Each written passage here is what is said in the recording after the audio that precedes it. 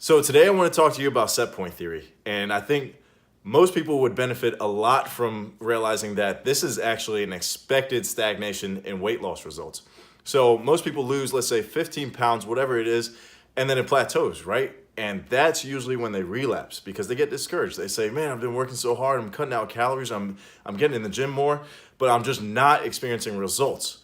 This is expected. Your metabolism, it slows down as you lose weight because of this set point theory.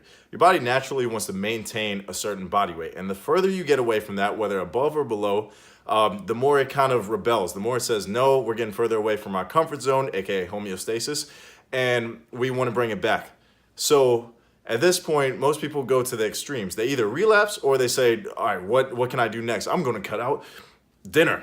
I'm going to cut out breakfast. Don't do that. Don't cut out complete meals. Don't let the bagel bites speak to you. I know they smell delicious, but don't do it. Okay. What you need to do is take this time to just maintain.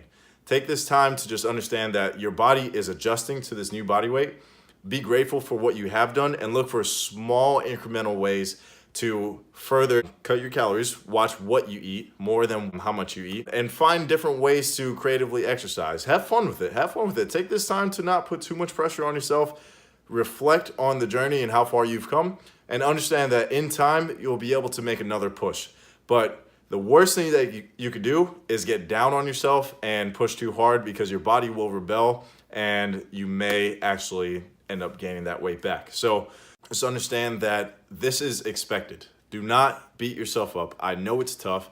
And at this point, it's crucial that you make gradual changes, nothing too dramatic. Just ease into it, okay? All right, hope that helps. 3 main takeaways. 1, it's expected. You're going to run into a roadblock.